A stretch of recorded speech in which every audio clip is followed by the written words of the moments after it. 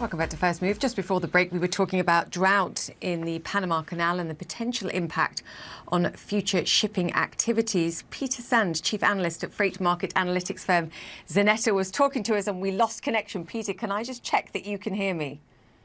I can hear you loud and clear. Okay, fantastic. Fantastic. So I asked you what the conditions were like, and you were mentioning, I think, before we lost you, that since late May, there have been restrictions imposed and a number of vessels have been forced to reduce the amount that they're carrying so that they don't sit too low in the water. Can you just give us a sense of the restrictions that are now in place and what impact that's having?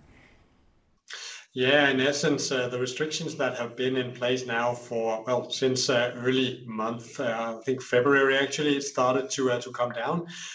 Since end May, it's been a reduction of 2 meters where the ships can basically not sit as low in the water as they normally do when they transit the canal fully laden. So what this translates into is that they need to transit the Panama Canal with fewer containers on board than they would otherwise do, a reduction of 10-15%.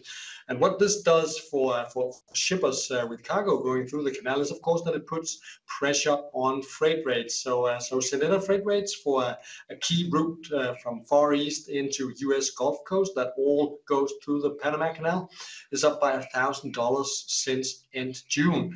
And more essentially, also the long-term contracts have just inched up also in the beginning of August by $250. So it's crunch time, and this is definitely a wake-up call for those shippers with cargo that needs to go through the canal in the coming, well, month and quarters. Okay, so there's a lot of information in there. So what we're talking about is containers that can only carry 10 to 15% less than they were. So that raises the amount of container ships that are required because that has to be redistributed. Obviously, people are also looking, I'm assuming, at other options too. But if prices are elevated, then there's going to be a reluctance to sign contracts, longer term contracts at least, in case those prices adjust. Just talk to me about the freight rates that you mentioned. Put that into perspective of the kind of levels for freight rates that we saw during the pandemic at the worst points of the challenges that we saw in global shipping. How do the prices compare to what we're seeing today? Just even in percentage terms, that might make it easier. Yeah, well, in many ways, obviously, especially American shippers and importers are spooked by this situation as it brings back nasty memories of all the obstacles that they experienced in terms of disruptions to their supply chains during the COVID years. But what we see in terms of, say, real freight rates on the spot market right now, we have about $3,500 for a standard 40-foot container. And it's approximately 1/3 of what you saw during the COVID years. So it's significantly down, you might say, but the trend is sharply up, as alluded to before, 50% from end June. So the direction is clear. We're going up. There is a squeeze on capacity, and there's only someone to pay for that. That is the shippers. So it's a risk to manage, and you need the right tools to do just that.